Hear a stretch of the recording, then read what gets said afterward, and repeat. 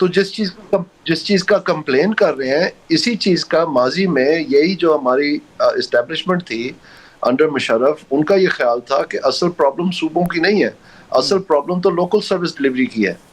और उसमें जो फेडरल टू प्रोविंशियल डेवोल्यूशन है, प्रोविंशियल टू लोकल डेवोल्यूशन है, इसका 3 स्टेप प्रोसेस बनाया था। जी। तो उसमें जो चीज रह गई थी वो ये थी कि provincial to local devolution Musharraf के दौर में ही हो गया था। जो फेडरल टू प्रोविंशियल है वो रजा रब्बानी की कमेटी ने पीपल्स पार्टी के दौर में किया था। लेकिन जो इसका 3rd स्टेप है, to reorganise the province, to shed the local functions and adopt the federal functions, वो प्रोसेस एक स्टेप अभी रहता है। तो उसकी अगर शिकायत है तो उसका तरीकाकार ये नहीं हो सकता कि आप सूबे बढ़ा दें, वो मामला वहीं का वहीं खड़ा रहेगा। सर प्रॉब्लम इज प्रोविंस को रीऑर्गेनाइज करना है। कि अव्वलन तो ये वो हुकूमत ही नहीं है कि जिसको उस अंदाज में हुकूमत कहा जाए। ये तो एक नाजायज काबिजीन का एक टोला है जिनको इससे कोई गरज नहीं है कि अवाम के हालात क्या हैं और अवाम पे सितम की कौन सी रात जो है वो गुजर रही है। लेकिन उसके बावजूद चूंकि इस वक्त ये काबिज है यहाँ पे, तो हमने हमारे पास इनका एक बहुत ही गैर संजीदा और बहुत ही सतही किस्म का इनका एक मौक़िफ़ सामने आया है कि हम एक कमेटी बना देते हैं और कमेटी से आप आके इस्लामाबाद में मुलाकात कर लें।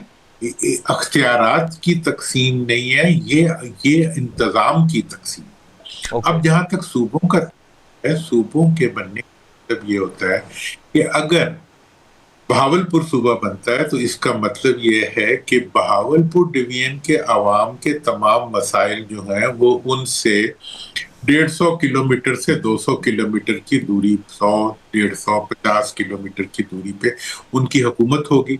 दूसरा चीज ये होगा कि उनके वसाइल जो होंगे वो उनके ऊपर अवेलेबल होंगे। तीसरा ये है कि सुर्ख फीता बहुत छोटा हो जाएगा। बिस्मिल्लाहिर्रहमानिर्रहीम, अस्सलाम वालेकुम नाज़रीन, आप देख रहे हैं पब्लिक न्यूज़ और मेरा नाम राय साकिब है। नाज़रीन, आज के शो में ज़रा डिस्कस करेंगे, जमात इस्लामी धरना दिए बैठी है और कहते ये हैं कि जनाब पेट्रोलियम लेवी के ज़ालिमाना टैक्स को ख़त्म किया जाए। अब मुझे ये समझ नहीं आ सकी कि वो पेट्रोलियम लेवी ख़त्म करवाना चाहते हैं या पेट्रोलियम प्राइसेस नीचे लाना चाहते हैं, डिमांड है। अब इसके ऊपर आज के शो में ज़रा तफसीलन बात करेंगे और फिर इसी शो के अंदर जमात इस्लामी की खिदमत में एक और सवाल रखना चाहेंगे। तहरीक इंसाफ या और कोई अपोजिशन की जमात धरना तो दूर की बात, कोई जलसा जुलूस बाकायदा एप्लीकेशन दे के भी करना चाहे तो लाहौर में पॉसिबल नहीं है। मॉल रोड के ऊपर दफ़ा 144 का नफाज है, वहाँ पर जमात इस्लामी धरना दिए बैठी है। कोई FIR नहीं हुई, कोई बंदा गिरफ्तार नहीं हुआ, कोई लाठी चार्ज नहीं हुआ, कोई आंसू गैस की शेलिंग हमने वहाँ पर नहीं देखी। So what exactly is going on? I am sorry but the perception has it, लोगों को ये लगता है कि ये कोई फ्रेंडली मैच है, उसी के नतीजे में शायद जमात इस्लामी भी दिए बैठी है। लेकिन हम ये जमात इस्लामी की खिदमत में सवाल ज़रूर रखना चाहेंगे कि इस धरने के अगर आपको अहदाफ नहीं मिलते, आप नई पेट्रोलियम लेवी खत्म करा सकते तो उसके बाद प्लान बी क्या है, उसके ऊपर बात करेंगे। न्यू प्रोविंसेस, नए सूबे, एक ऐसी डिबेट बन गई है कि मैं आपको ज़ाती मिसाल देता हूँ कि कल मैं एक जगह मौजूद था और उस मीटिंग में या उस खाने में एक टॉप ब्यूरोक्रेट से मेरी मुलाकात हुई और उस टॉप ब्यूरोक्रेट के बाद मैं अपने जब आबाई गाँव गया हूँ तो बैठ के गाँव में आम जो हमारे देहाती लोग होते हैं सारे, मेरे चाचे मामे सारे, वो भी बैठकर मेरे से यही सवाल पूछ रहे थे कि यार नवे सूबे बढ़ने ने कि नहीं, वैसे बन जानते चंगी गल है, पंजाब बड़ा बड़ा सूबा है। एंड टॉप ब्यूरोक्रेट जिनसे उससे पहले मेरी मुलाकात हुई उनके भी व्यूज़ इससे मिलते जुलते थे कि तमाम सूबे, इतनी बड़ी पॉपुलेशन होगी ये पाकिस्तान की, इतनी ज़्यादा पॉपुलेशन है कि एडमिनिस्ट्रेटिव यूनिट बनने चाहिए। ये डिबेट देहातों से निकल, शहरों से निकल कर देहातों और देहातों से निकल कर डेरे और बाहर हर जगह पर पहुंच चुकी है, चौक चौराहे तक पहुंच चुकी है। इसका एंड रिजल्ट क्या होगा कि क्या वाकई में सोल्यूशन आपके और मेरे पास बल्दियात का निज़ाम है या नए सूबे, नए एडमिनिस्ट्रेटिव यूनिट ही अब सोल्यूशन है? उसके ऊपर भी आज के शो में बात करेंगे। पहले मेहमान का तारुफ करवा दूं, मुझे ज्वाइन कर रहे हैं सीनियर सियासतदान जनाब मोहम्मद अली दुरानी साहब। दुरानी साहब, अस्सलाम वालेकुम सर। वालेकुम अस्सलाम sir, thank you very much for time. Sir, नई बहस छेड़ दी आपने पूरे मुल्क के अंदर, अब हर जगह, हर देहात में, हर चौक चौराहे में डिबेट हो रही है, सूबे बनने चाहिए या बनेंगे या नहीं बनेंगे। What do you think sir? बिस्मिल्लाहिर्रहमानिर्रहीम। देखिए, मेरा तो ये ख्याल है कि सूबे बनना क्योंकि आवाम के हक में है तो इसलिए बनने चाहिए। और दूसरी बात ये है कि सूबे इसलिए भी बनने चाहिए कि आइन भी इसकी इजाजत देता है। सूबे इसलिए भी बनने चाहिए कि इसकी वजह से मुल्क की गवर्नेंस बेहतर होती है। सूबे इसलिए भी बनने चाहिए कि इसकी वजह से आवाम के मसाइल कम होते हैं। सूबे इसलिए भी बनने चाहिए कि इसकी वजह से हुकूमत आवाम के करीब आ जाती है। और सूबे इसलिए बनना चाहिए कि इससे मुल्क की और आवाम की मईशत जो है वो बेहतर होती है। दुरानी साहब, दो तीन सवाल आपकी खिदमत में रखना चाहूँगा। सर, बहुत अच्छी बात है, कोई भी ऐसा सूबा, कोई भी ऐसा प्रोजेक्ट या कोई भी ऐसी तरमीम के जो आवाम के हक में वो ज़रूर होनी चाहिए। लेकिन सर सवाल ये पैदा होता है, रिसेंटली पिछली गवर्नमेंट गुजरात को डिवीजन बना के गई, इस तरह पंजाब के अंदर बहुत सारे नए सूबे बने हैं, तो सर उससे कोई गवर्नेंस मॉडल बेहतर तो नहीं हुआ, उससे कोई बेहतरी तो नहीं आ सकी, एज इट इज सर चीज चल रही है? देखिए, असल में दो चीजों में फर्क है। हाँ। एक तो यह है कि नया जिला बना देना, नया डिवीजन बना देना, नया मतलब तहसील बना देना, ये ब्यूरोक्रेटिक डिवीजन है, ये अख्तियारात की तकसीम नहीं है, ये इंतजाम की तकसीम है। Okay. अब जहां तक सूबों का है, सूबों के बनने का मतलब ये होता है कि अगर बहावलपुर सूबा बनता है तो इसका मतलब ये है कि बहावलपुर डिवीजन के अवाम के तमाम मसाइल जो हैं वो उनसे 150 किलोमीटर से 200 किलोमीटर की दूरी, 100, 150, 50 किलोमीटर की दूरी पे उनकी हुकूमत होगी।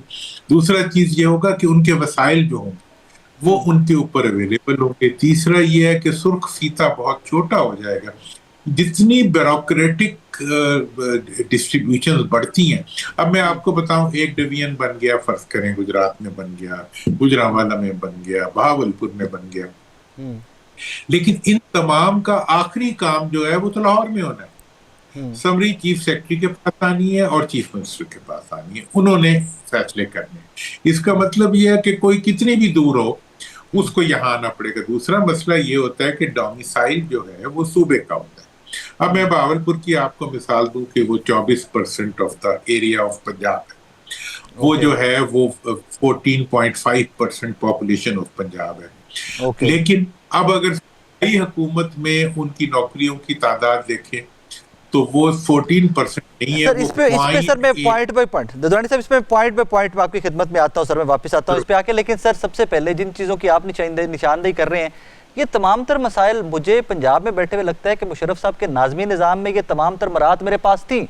मैं अपने ज़िला नाज़िम तक पहुंच जाता था, मैं नायब ज़िला नाज़िम तक या तहसील नाज़िम तक पहुंच जाता था, तो मेरे बहुत सारे मसाइल वहाँ पे हल हो जाते थे। अब गवर्नमेंट भी गई, पंजाब गवर्नमेंट भी चले, 10 साल के बाद इनको याद आया कि जनाब बल्दियात को फाल करना है, बल्दियात के लिए 12 अरब रुपये रख दीजिए। सर आगे चलेंगे आपको 10 सूबे या 6 सूबे या 8 सूबे पंजाब में से एडमिनिस्ट्रेटिव यूनिट निकाल लेते हैं, तो सर मैं हर सूबे के चीफ मिनिस्टर को 11 अरब का जहाज लेके देंगे सर टैक्स चो। ये बड़ा वैलिड क्वेश्चन है। अब ये आप सोचें कि ये 11 अरब का जहाज कहां से आया? आपके और मेरे टैक्स पे मतलब है ना सर? हाँ, मैंने 2008 में कैलकुलेट किया। जी।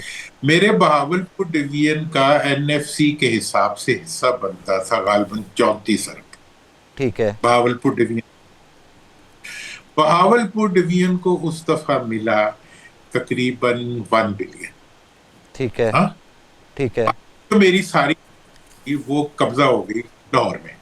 हाँ। मैंने 10 साल कैलकुलेट किया तो 10 साल का जो डेवलपमेंटल बजट था उसका 70% 10% पॉपुलेशन पे लग गया लाहौर की। ठीक है। ठीक है।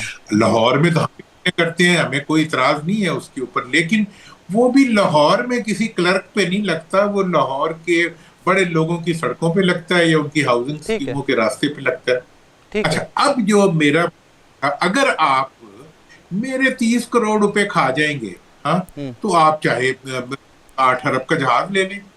अगर वो पैसे मुझे दे देंगे आप, तो फिर ना आप जहाज खरीद सकेंगे ना मैं खरीद सकूंगा। सुबह बहावलपुर बन जाता है, मेरा भाई इलाका हाफजाबाद, चले गुजरावाला में डाल देते हैं, चले सुबह हाफजाबाद बन जाता है। सर वहाँ पे चीफ मिनिस्टर नया आएगा, वहाँ पे आईजी नया आएगा, वहाँ पे चीफ सेक्रेटरी नया आएगा, वहाँ पे नया वज़ीर आला हाउस बनेगा, नया चीफ सेक्रेटरी सेक्रेटेरिएट बनेगा, नया आईजी सेक्रेटेरिएट बनेगा। सर थर्ड वर्ल्ड कंट्री कर्जों पे चल रहे हैं, कहाँ से अफोर्ड करेंगे सर हम सब कुछ? देखें, हर डिवीजन के अंदर चीफ मिनिस्टर हाउस भी मौजूद है, हर डिवीजन के अंदर चीफ सेक्रेटरी का हाउस भी मौजूद है, चीफ सेक्रेटरी का दफ्तर भी मौजूद। देखें, जो वहां का कमिश्नर है, हाँ, वो चीफ सेक्रेटरी बन जाए, क्या तूफान आ जाएगा, वो तो वही बैठा हुआ है।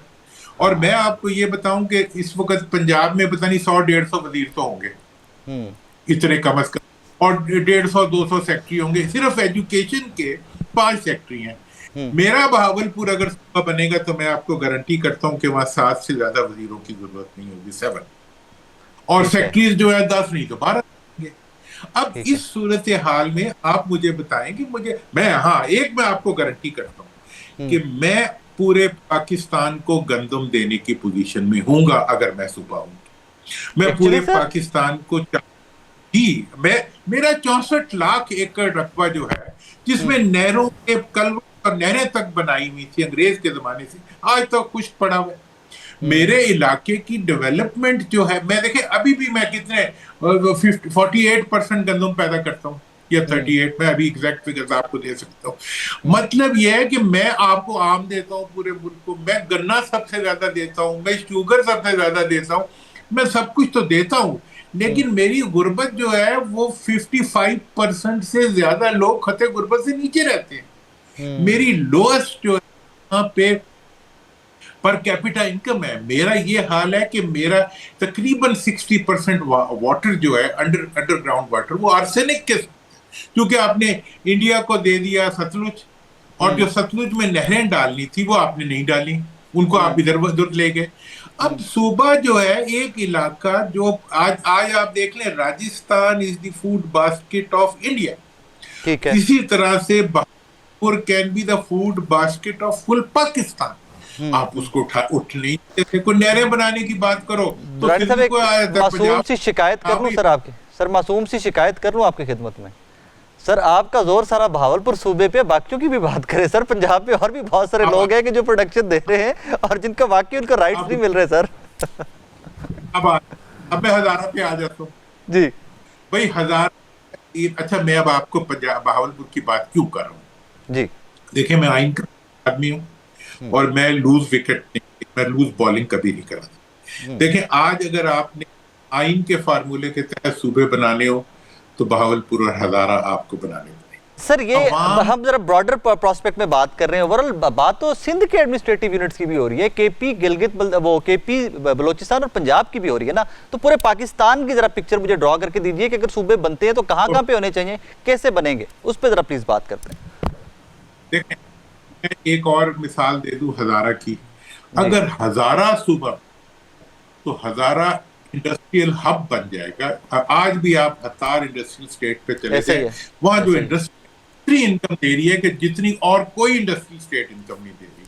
ठीक है। हजारा के अंदर हाइडल पावर प्रोजेक्ट्स अभी चल रहे हैं और जितने का पोटेंशियल है उसका कोई मुकाबला नहीं। मिनरल्स वो जिस मिकदार में वहां पे फ्रूट्स और वो एक, और जितनी बड़ी वो इसकी हब है इसकी मतलब टूरिज्म की, उसका कोई मुकाबला नहीं। अब आ जाए आप बाकी। मेरा ये ख्याल है कि मुल्क के अंदर जब नए सूबे बनेंगे, अगर वो अवाम की दिल से बनेंगे, अवाम की इन्वॉल्वमेंट से बनेंगे। देखिए, मैंने 2008 से लेके 12 तक कैंपेन की पंजाब और बहावलपुर के अंदर और जनूबी पंजाब के अंदर। उसका नतीजा ये लगा कि अवाम इसमें इतनी अवेयरनेस आ गई कि दे डिमांडेड कि हमारा सूबा होना चाहिए, और इतनी इंटेंस डिमांड थी कि वो पार्टियां जो सूबे के नाम से भी चिढ़ जाती थी, उन्होंने एनिमसली फेस्ट यहाँ पंजाब की 9 मई को रेजोल्यूशन पास किया कि जी बहावलपुर सूबा बहाल किया जाए और जनूबी पंजाब सूबा बनाया जाए। ये आवाम की था। अब मैं कहता हूं कि ये एक तो मॉडल ये है कि जी आप हर डिवीजन को सूबा बना दें। ये एक प्रपोजल है, मुझे कोई इतराज नहीं है इसके ऊपर, अगर इसके ऊपर एक कंसेंसस पैदा हो जाए। टकराव के नतीजे में मुश्किल पैदा होती है। और दूसरी बात, मैं एक बड़े अफसोस कहना चाहता हूं कि हमारी बड़ी पार्टियां उन्होंने मुल्क को बहुत ज्यादा झेला है। कालाबाग डैम जब बनने लगा था, वो सिंध के लिए सबसे मफाद में था, सिंध के मफाद में सबसे ज्यादा था, बलूचिस्तान के मफाद, केपीके के जनूबी यही लोग खड़े हो गए थे, सब यही लोग। किसने इनको? तो भाई अब ये है कि कोई भी पब्लिक, आज आप देख लें 26वीं तरमीम कर लें, 27वीं तरमीम कर लें, तो ये सब कुछ है।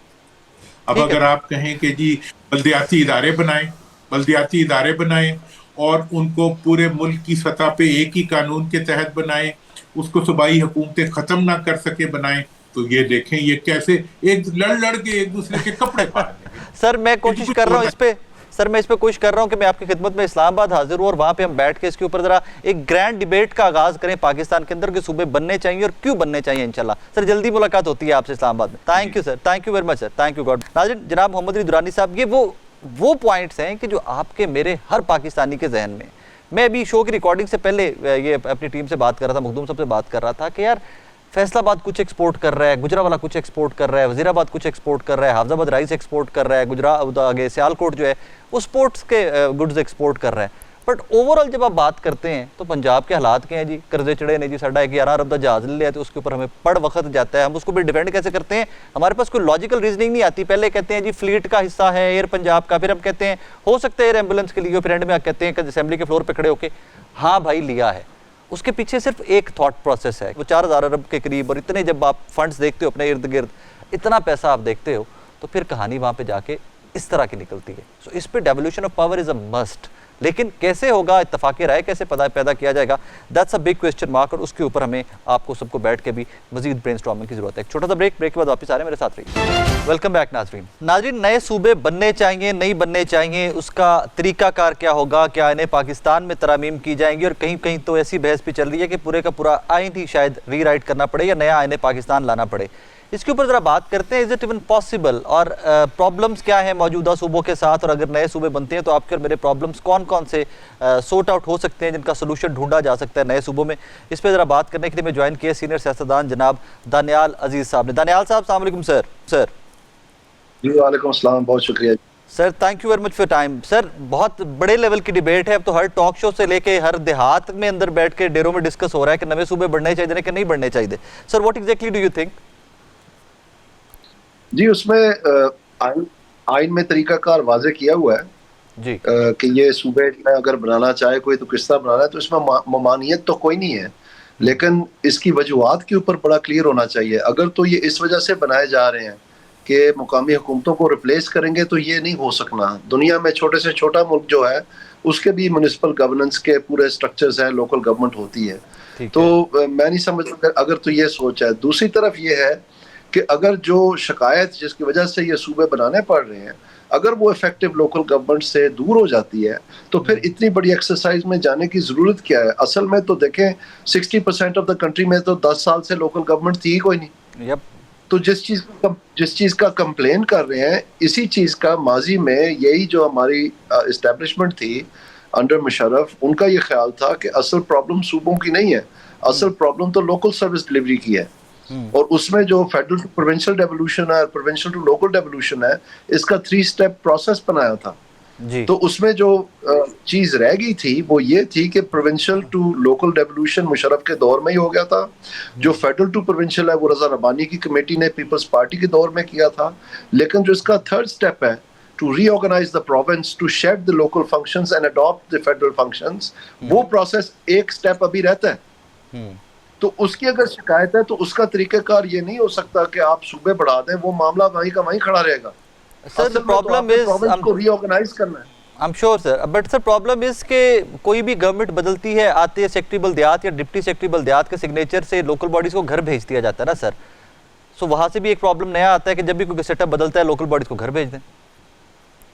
वो तो बंदयाल साहब के डिसीजन के बाद वो तो अब नहीं हो सकता, लेकिन ये जरूर है कि फिर इन्होंने नया तरीका जो है फिर आप कराते ही नहीं है। हाँ, तो अब जब भी होंगे सुप्रीम कोर्ट के डिसीजन के मुताबिक जो फाइनलिटी अचीव कर चुका है, क्योंकि उसकी कोई अपील नहीं हुई, वो तो ये है कि जो लोकल गवर्नमेंट एक दफा बना दी जाती है उसको यकजम्बिश कलम अब नहीं फारग किया जा सकता। यही तो सारी शिकायत है। देखें, ये जो 3 जजेस थे, एक वो जो बाबा डैम था, डैम बाबा, वो बेरहम था, एक ये बंदयाल साहब जो थे, गुलजार साहब जो थे, इन तीनों ने बेरहमते ने तो तबाह कर दी लोकल गवर्नमेंट्स।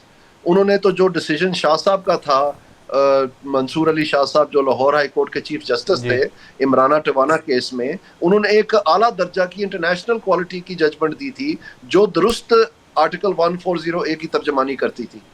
और वो जो बाबा बेरहमता था उसने उसको सेटिसाइड करके एक अजीब और गरीब फैसला दे दिया जिसमें सूबों को हलाशेरी दे दी कि आप जो मर्जी करें, तो उन्होंने उड़ा के रख दिया। तो ये सारी जो प्रिजर्वेशन थी 140A की, वो उस वक्त खराब हुई। फिर उसके बाद पीसमेल जो जस्टिस बंदयाल थे, उन्होंने कह दिया कि जनाब इनका टेन्योर नहीं आप खत्म कर सकते, तो वो वापस बहाल हो गए। फिर जो गुलजार साहब थे, उन्होंने आके एक फैसला दे दिया कि जनाब ये जो आर्टिकल 140 है इसके तहत जो जितनी भी ये जो गवर्नेंस थ्रू अथॉरिटी शुरू कर दी थी, यानी हॉर्टिकल्चर अथॉरिटी और वेस्ट मैनेजमेंट अथॉरिटी, और ये सूबाई सतह ने इंक्रोच कर दिया लोकल फंक्शंस पे बजरिया अथॉरिटीज, ये सारा ये DMGPAS वालों का डिजाइन था लोकल गवर्नमेंट्स को हॉलो आउट करने का। तो उन्होंने फैसला दे दिया कि जी ये नहीं हो सकता, जितनी भी लोकल अथॉरिटीज हैं वो उन्हीं के ताबे होंगी। तो लेकिन जो एक चीज अभी रहती है वो ये है कि आर्टिकल 140A में ये लिखा है कि each province shall by law establish a local government system and devolve, मैं दोबारा अर्ज करता हूँ, एंड डिवॉल्व, यानी आप जो भी कानून बनाएंगे आर्टिकल 140A के वजूद में आने के बाद वो किस लिए होगा? एंड डिवॉल्व, वो मजीद इख्तियारात देने के लिए होगा। कौन सी? Financial, administrative and political authority and responsibility. वो किसको जानी है? Elected representatives. यानी जब तक ये 2001 वाला निजाम जो डेवोल्यूशन प्लान के तहत बना था उसको ये प्रोटेक्शन देता था। मंसूर अली शाह साहब का आपने रेफरेंस दिया, तो सर इसी के ऊपर वैसे दो के डिबेट तो हमारी आज की वो नहीं है, लेकिन सर शाह जी का जो ये फैसला था मखसूस नशिस्तों वाला, उसके ऊपर व्हाट डू यू थिंक? उन्होंने जो भी फैसला किया वो उसकी तफसील में मेरे ख्याल में जो जुडिशरी को भुगतना पड़ा है वो दर हकीकत ये जो बाबा डैम की वजह से जो सारी हरकत हुई थी और जो चीजें उन्होंने की थी, अगर जुडिशरी को उसका सामना करने ही लगी थी कि ये हम कोई दुरुस्त सिमत में चलना शुरू करें, एक एक फैसले को आप एक मिनट के लिए छोड़ दें, ओवरऑल मैं बात कर रहा हूँ, तो उसमें जो है वो सारी अब धेड़ के रख दी है। तो अब तो बात वो तो किस्सा माजी हो गया, अब तो जैसी तैसी है आपके पास है। बिल्कुल सर, अपने टॉपिक पे जरा वापस आते हैं। सो यू थिंक कि मुशर्रफ साहब वाले टाइम के ऊपर जो नाज़्म निज़ाम था, अगर वो निज़ाम चलता रहता, एम्पावर्ड होता, तो हमें ये आज बहस जो नए सूबों की है, नए एडमिनिस्ट्रेटिव यूनिट्स की, हम इस बहस में जाते भी नहीं और वही निज़ाम रिफाइन होते होते बहुत बेहतर हो जाता है। मैं राइट सर? मैं आपसे ये कह रहा हूँ कि मेरा ख्याल नहीं है, ये पूरी पार्लियामेंट का यूनानिमस ख्याल है। जब रजा रबानी कमेटी बनी थी तो उस वक्त इन्होंने फैसला किया था कि जो काले धब्बे हैं आइन के ऊपर मुख्तलिफ डिक्टेटर आमलों की वजह से, वो हमने मिटाने हैं। तो उन्होंने अपनी दानिश्त में ये समझा कि आर्टिकल 140 बिल्कुल अवाम के हक में और एन जमहूरिया और ये दुरुस्त है, इसलिए उसको मनोवन वैसे ही छोड़ दिया गया, बल्कि इसको और तकवीत दी कि इलेक्शन कमीशन ऑफ पाकिस्तान जो है वो तमाम ये लोकल गवर्नमेंट के इलेक्शंस करवाएगा। तो ये यूनानिमसली पास हुआ। तो ये नहीं है कि मैं कह रहा हूं क्योंकि मैंने बनाया, अपने मुंह मियां मिट्ठू होने की जरूरत नहीं है। आपकी पूरी पार्लियामेंट यूनानिमस कह रही है और जो आपकी जुडिशरी है उन्होंने उधेड़ के रख दिया उसको। तो अब आप नो डाउट अबाउट इट कि वो नाज़मी निज़ाम, एक मिनट के लिए जुडिशरी ये जवाब दे ना कि 10 साल से क्यों नहीं मुकामी हुकूमतें, और अगर मुकामी हुकूमतें होती और ये प्रोविंस और लोकल गवर्नमेंट का जो रिलेशनशिप है ये डिफाइन हो जाता वक्त के साथ साथ और पॉलिटिकल रीसेटलमेंट और रीएस्टैब्लिशमेंट हो जाती, तो शायद ये तमाम मसले जो है सूबे वाले जो आज आप आवाज पुकार कर रहे हैं कि जी सिस्टम कोलैप्स हो गया है, आप सूबे बना ले, सिस्टम फिर कोलैप्स करेगा। लोकल गवर्नमेंट का कोई रिप्लेसमेंट नहीं है, ये आपको बनाने पड़ने हैं। असल तो आप इससे झक मार रहे हैं। Just to add to that sir, सूबों के नाम में एक मिनट लिए, असल बात में सूबों के नाम में आप पॉलिटिकली बाइट साइज्ड बनाने के लिए चीजों को आप झक मार रहे हैं, फिर से लोकल गवर्नमेंट से भाग रहे हैं। नहीं sir, just to add to that, you said कि जुडिशरी इसका जवाब दे कि 10 साल से इलेक्शन क्यों नहीं हुए, तो सर यहाँ पर जवाब तो, सॉरी टू से दैट, जवाब तो सियासतदानों से पूछना चाहिए ना कि भाई आप आते हो 26वीं यानी तरमीम की जरूरत पड़ती है, आप कर लेते हो, आप लोग सारे के सारे इकट्ठे बैठ के उसके लिए वोट कर लेते हो। आपकी बात बिल्कुल दुरुस्त है, लेकिन जब जुडिशरी इस मैटर के साथ सीज रही है, एक दफा नहीं, 2 दफा नहीं, 3 दफा नहीं, बार बार, तो फिर अगर वो उनका ऑर्डर ही नहीं है जमीन के ऊपर कि आपने ये करवानी है, तो फिर आप मुझे बताएं कि हम किसको कहें। सर अभी रिसेंटली जैसे ही नए सूबों की डिबेट आई है, ड्राइंग रूम से लेके गांव के देहातों की बैठकों तक पहुंची है, तो 12 रुपए पंजाब ने तो मुख्तस भी कर दिया कि जी लोकल बॉडीज का इलेक्शन करवाने के लिए 12 रुपए रख रहे हैं। तो सर उससे पहले क्या था भाई? गवर्नमेंट तो पहले भी बनी हुई थी आपकी, पहले भी आप लोग चीफ मिनिस्टर बन चुकी थी, मरियम नवाज साहिबा कैबिनेट बन चुकी थी, आते आप नीचे जाओ भाई, लोकल बॉडीज करवाओ, लोगों के इख्तियार उनको नीचे मुंतकिल करो। सबसे बड़ा कमाल जो है ना जी वो पीटीआई ने किया है, क्योंकि खैबर पख्तूनख्वा में जो इंतजामिया उनको चला रही थी, उनकी जमात चला रही थी, उसमें अरबाब शहजाद साहब थे, वो जो लंबू था चीफ सेक्रेटरी जिसने इस्तीफा दिया था कि इतनी करप्शन है मैं नहीं यहाँ पर सर्व कर सकता पेशावर में, वो डिलीवरी यूनिट प्राइम मिनिस्टर के हेड बने थे, उन्होंने निज़ाम वाजे किया था और उन्होंने ये DMGPAS वालों के लिए उसको तहसील तक महदूद कर दिया जो कि टोटली आइन के खिलाफ था, यानी उनको उड़ा के रख दिया। और अब जो पंजाब कर रहा है वो पीटीआई की नकल कर रहा है। Sir back to square one कि अगर वो मुशर्रफ साहब वाला नाज़मी निज़ाम उसी को रेप्लिकेट करके मजीद रिफाइन करके अब फिर से इंप्लीमेंट कर दिया जाए तो हमें नए सूबों की जरूरत नहीं है। मेरे ख्याल में आपके जो एक तो बात यह है कि जो सूबे बनाने वाला सारा बहस है उसमें वो वजह कर ही नहीं सके कि इसकी वजह क्या है। ओके जी, ये पॉपुलेशन बहुत ज्यादा है, तो इसलिए इसको छोटे यूनिट्स बनाना है। ये तो कहीं नहीं लिखा हुआ कि अगर आप छोटे यूनिट्स बना देंगे तो यकलख्त गवर्नेंस बेहतर हो जाएगी। उसकी वजह यह है कि हमारे पास वो सारी तजर्बा है। आपने कितने डिविजन्स थे और आज कितने बन गए, कितने डिस्ट्रिक्ट्स थे और आज कितने बने। ये अभी गुजरात डिवीजन नया बना है लेटेस्ट पंजाब में, तो वहां दूध और शहद की नहरें, वो छोटा हो गया ना यूनिट एडमिनिस्ट्रेटिवली। जो ये कहते हैं जी इंतजामी बुनियादों पे, वो इंतजामी बुनियादों पे क्या मतलब है? वहां पर कोई इलेक्टेड बॉडी नहीं होगी। आपका ये मकसद है कि इंतजामिया फ्री फॉर ऑल करे। तो ये इंतजामी बुनियादों पे क्या होता है जी, ये जरा समझाएं ना हमें। सर तो इसका मतलब है ब्यूरोक्रेसी के एंड से फ्लोटेड आइडियाज हैं जिनके ऊपर इंप्लीमेंटेशन की सोच विचार हो रही है। बिल्कुल। जो डॉक्यूमेंट सर्कुलेट कर रहे हैं इस वक्त इंटरनेट पे, जिसमें उन्होंने अपनी जमानत डाली हुई है कि ये बिल्कुल ठीक है, होना चाहिए, वो तो सारे ब्यूरोक्रेट्स हैं, किसी सियासतदान ने लिखा है। सो इजंट इट अबाउट टाइम के मुल्क के तमाम बड़ी सियासी पार्टियां, तमाम सियासतदान बैठ के पार्लियामेंट के अंदर, बाहर पार्लियामेंट से इसके ऊपर बात करें कि भाईजान जरूरत क्या है, हमें बताइए, उसके बाद मेरे प्यारे भाई 2008 की असेंबली ने यही किया था और उन्होंने यूनानिमसली आर्टिकल 140A पास किया। ये नहीं है कि इनको पता नहीं है कि सही सिमत क्या है, इनको सब पता है। इनके मफादात का टकराव है। किस किस के मफादात का टकराव? ये जो जमातें हैं जिन्होंने यूनानिमसली आर्टिकल 140A आइन में उसी तरह बरकरार रखा जब ये 18वीं तरमीम बनी थी, इसको नहीं छेड़ा ना, तो ये सारे जमातें इस्लामी, ये JUI, ये सब पार्लियामेंट में थे ना। यस ठीक है। तो उस वक्त इन्होंने यूनानिमसली पास किया कि ये आर्टिकल 140A दुरुस्त है। हाँ, लेकिन सर मेरे जैसे लोग परेशान तब दोबारा बैठ जाए। क्यों बैठे? ये जुडिशरी क्यों नहीं अपना काम करती?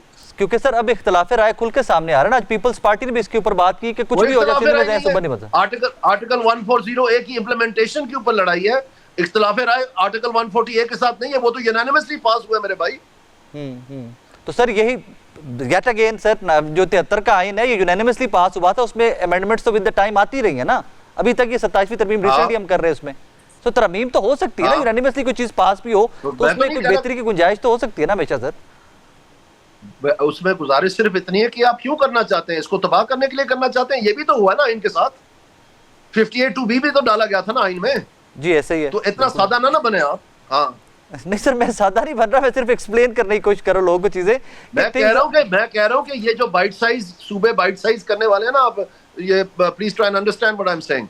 या आई डू अंडरस्टैंड, मुझे समझ आ रही सर, बाइट साइज से समझ आ रही। दानियाल साहब thank you very much sir, thank you very much. नाज़रीन इसके ऊपर जो कम भी बहस होती रहेगी, ये मामलात अब चलते रहेंगे, प्रॉज एंड कॉन्स कैलकुलेट होते रहेंगे। पॉलिटिकल पार्टीज़ का एक स्टांस है। मुझे हैरानगी तब होती है कि जब मुस्तफ़ा कमाल साहब टेलीविजन के ऊपर आकर कहते हैं कि नए सूबे बनने चाहिए और वो हुकूमत के वज़ीर हैं। मुझे हैरानगी तब होती है कि जब बैरिस्टर अकील मलिक साहब टेलीविजन के ऊपर आकर PMLN के वज़ीर मुमलिकत हैं, वो PMLN से ताल्लुक़ है उनका, वो टेलीविजन पे आते हैं और कहते हैं नए सूबे बनने चाहिए। और ये मेरा पर्सनल ओपिनियन है, मैं पार्टी को यहाँ पर रिप्रेजेंट नहीं कर रहा है दिस मोमेंट। अब उसी टाइम के ऊपर MQM और पीपल्स पार्टी के जब क्लैशेस खुल के सामने आते हैं तो माजी के सारे क्लैशेस भूलकर कहानी सारी आ जाती है सूबों के ऊपर। अब यहाँ पर आकर ब्यूरोक्रेसी प्रिवेल करेगी, सियासतदान प्रिवेल करेगा, मुझे नहीं पता, बट प्रिवेल पाकिस्तान के अवाम को करना चाहिए। बहरहाल जमहूरियत है, बहरहाल आपने और मैंने वोट करना है, होना तो खैर आइडियल यही चाहिए कि जिसको वोट करे वहीं से वोट निकले, लेकिन कहानी है तो जमहूरियत की ना, तो उसमें आइडियली होना भी वही चाहिए कि जो आपके और मेरे लिए बेहतर हो, आप और मैं जिसको चुने हम पे वो हुकूमत करे। अब ये कैसे होगा, ये कैसे अचीव करना है, दैट्स द डिबेट। एक छोटा सा ब्रेक के बाद वापस आ रहे हैं, मेरे साथ रहिए। नाजरीन इस सेगमेंट में हमें ज्वाइन कर रहे हैं रहनुमा जमात इस्लामी जनाब उसामा रज़ी साहब। शुक्रिया सर, आपके वक्त का बहुत शुक्रिया। सर आप लोग एहतजाज कर रहे हैं, आपने धरना दिया हुआ जमात इस्लामी ने, बुनियादी मुतालबा क्या है सर? पेट्रोलियम लेवी ख़त्म करना या पेट्रोलियम प्राइसेस 225 रुपये लीटर पे लाना सर पेट्रोल?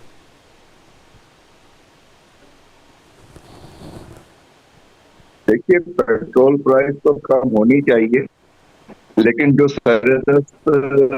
तरजीही चीज है वो लेवी का जालिमाना टैक्स है जो वो खत्म होना चाहिए और फौरी तौर पर खत्म होना चाहिए, क्योंकि ये नाजायज टैक्स है और इसकी जो है कोई जिस लेवी के नाम पे ये टैक्स लिया जा रहा है उस पर गवर्नमेंट ने कोई काम भी नहीं किया है।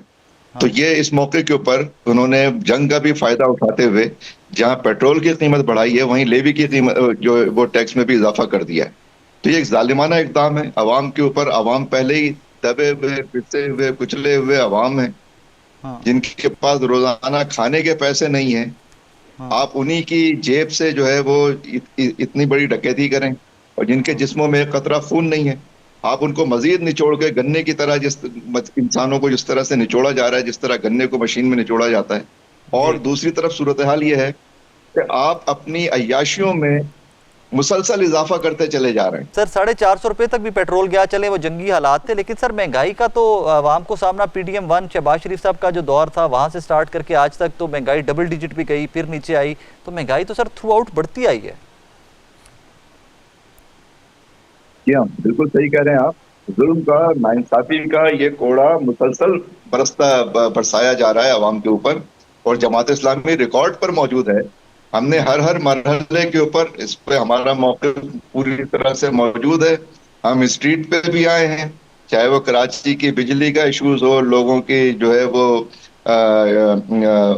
मुख्तलिफ एसेट्स के ऊपर जिस तरह से कब्जे हो रहे थे उनका इशू हो, शनाख्ती कार्ड के इशूज हों, महंगाई का इशू हो, IPPs का इशू हो, और अब ये जो जिस तरह की सूरत हाल अब डेवलप हो रही है, जमात इस्लामी मुस्तकिल जो है वो अवाम के इन तमाम इशूज के ऊपर रिकॉर्ड पे मौजूद है, और हम जो है इसके ऊपर जिद्दोजहद कर रहे हैं। कभी ये जिद्दोजहद सड़कों पे होती है, कभी सड़कों के अलावा भी होती है, कभी अभी आपने देखा स्ट्राइक भी की है हमने, पूरे मुल्क में स्ट्राइक हुई है, इवन ये कि बलूचिस्तान तक में स्ट्राइक हुई है। सर, हुकूमत की जानिब से कोई एंगेजमेंट आई, किसी ने एंगेज किया आपको कि बैठिए बात करते हैं? देखिए, अव्वलन तो ये वो हुकूमत ही नहीं है कि जिसको उस अंदाज में हुकूमत कहा जाए। ये तो एक नाजायज काबिजीन का एक टोला है, जिनको इससे कोई गरज नहीं है कि अवाम के हालात क्या हैं और अवाम पे सितम की कौन सी रात जो है वो गुजर रही है। लेकिन उसके बावजूद चूंकि इस वक्त ये काबिज है यहाँ पे, तो हमारे पास इनका एक बहुत ही गैर संजीदा और बहुत ही सतही किस्म का इनका एक मौक़िफ़ सामने आया है कि हम एक कमेटी बना देते हैं और कमेटी से आप आके इस्लामाबाद में मुलाकात कर लें। इनको तो अस खुद ये बात सोचनी चाहिए, ये अगर इस लेवी को के जालिमाना जो टैक्स को खत्म करते हैं तो इसका फायदा गवर्नमेंट को पहुंचेगा। लेकिन ये टाल मटोल की जो इनका पुराना खेल है कि अवाम की आंखों में धूल झोंको, अवाम का एक एक कतरा निचोड़ लो, और आंखों में धूल झोंकने के लिए भी जूतों समेत घुस जाओ आंखों के अंदर। ये अभी भी वही रविश इख्तियार कर रहे हैं, और ये समझ रहे हैं कि इस तरह की टाल मटोल की पॉलिसी से ये खिलवाड़ कर लेंगे और ये वक्त गुजार देंगे, और ये जिनके सारे जालिमाना इकदाम इसी तरह चलते रहेंगे। इन्होंने देखिए ये कहा कि जनाब IMF का मसला है। ये पहले ये वही लोग हैं जो पहले कहते थे IPPs के ऊपर तो बात ही नहीं हो सकती, इसलिए कि ये तो IPPs लोग जो है वो आलिमत में चले जाएंगे, ये तो जो है इसके ऊपर कोई नेगोशिएशन हो ही नहीं सकती। लेकिन आप देखें, आपकी और हमारी आंखों के सामने सारी नेगोशिएशन हुई है। सर, अगर हुकूमत नहीं सुनती आपकी तो प्लान बी क्या है? प्लान बी अवामी जिद्दोजहद को मजीद तेज से तेज तर करना है। ओके। और सर, यहाँ पर 27 सितंबर को हम हड़ताल पाकिस्तान पे भी जा तहरीक सकते इंसाफ हैं, भी पाकिस्तान हम तहरीक इस्लामाबाद इंसाफ की भी तरफ भी जा एहतजाज सकते करने हैं। जा रही है 27 सितंबर को, और वो कह रहे हैं कि तमाम अपोजिशन की जमातों को हम साथ लेके चलेंगे। तो सर, इज इट पॉसिबल कि तहरीक इंसाफ के साथ मिलकर आप लोग भी एहतजाज करें इन days to come?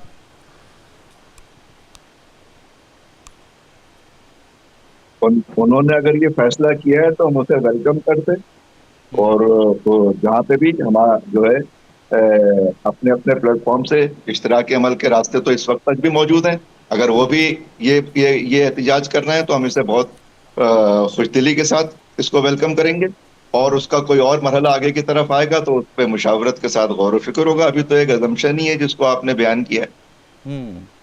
Sir, assumption के साथ फैक्ट ये है कि जहाँ पे आप लोगों ने धरना दिया है लाहौर में मॉल रोड, वहां पर दफा 144 का निफाज है।